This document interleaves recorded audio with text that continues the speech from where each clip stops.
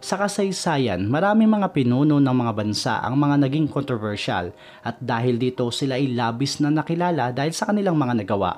Isa na nga dito ay si King Henry VIII ng England. Marami ang tinuturing na siya ay hibang dahil sa kanyang mga nagawa, tulad na lamang sa ginawa niya sa kanyang 6 na asawa na nagbigay sa kanya ng masamang pagkilala. Ngunit ano nga ba ang storya tungkol dito? Yan ang aalamin natin. Pero bago natin simulan, kung bago ka pa lang sa channel natin, pindutin nyo na ang subscribe button, i-like ang video ito at i-click nyo na rin ang notification bell para updated kayo sa mga bagong video natin. Simulan na natin!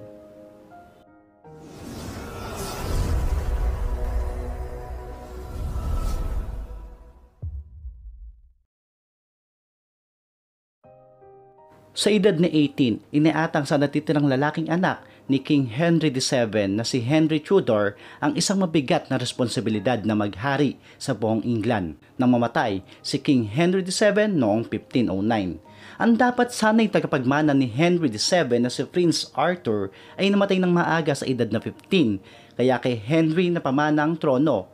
Naging mag-asawa si Henry Tudor at Catherine of Aragon at noong July 23, 1509, kinoronahan si Henry Tudor bilang King Henry VIII at ang kanyang asawang Espanyola bilang reyna konsorte ng England. Pinagtibay ng kasal nila ang alyansa ng England at Espanya. Isa man siya sa mga naging dakilang hari ng England noong panahon ng dinastiya Tudor. Isa rin siya sa mga controversial na monarkong namuno sa England dahil sa reliyon at sa mga naging asawa niya.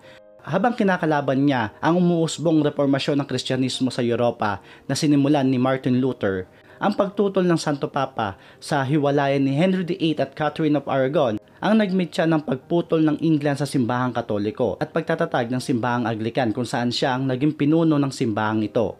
Kinumpiska ni Henry VIII ang mga yaman ng simbahang Katoliko para ilaan sa mga proyekto. Higit na nakilala si Henry VIII sa pagpapakasal niya sa 6 na mga babae, si Catherine of Aragon na hiniwalayan niya dahil di siya mabigyan ng anak na lalaki.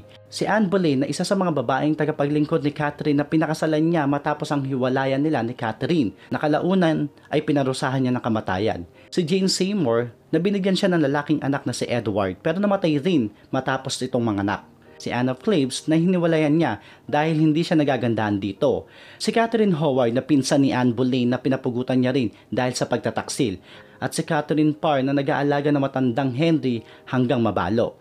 Nagkaroon ng 3 anak si Henry VIII sa 6 niyang naging asawa, si Mary, Elizabeth at Edward. Namuno ring diktator si Henry VIII dahil nauutusan niya lang ang parlamento na sumunod sa kanyang nais at ito ang dahilan kung bakit naubos ang pera ng bansa sa mga digmaang sinimulan at natalo nito laban sa France at pananakop sa Scotland.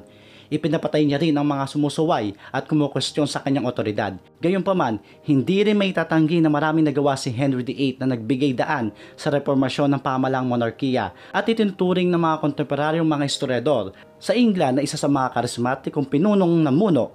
Nagtagal ng 37 years ang rehimen ni Henry VIII bilang hari ng England at tumalili sa kanya ang anak niyang lalaki na si Edward matapos siyang pumanaw sa edad na 58 noong January 28, 1547.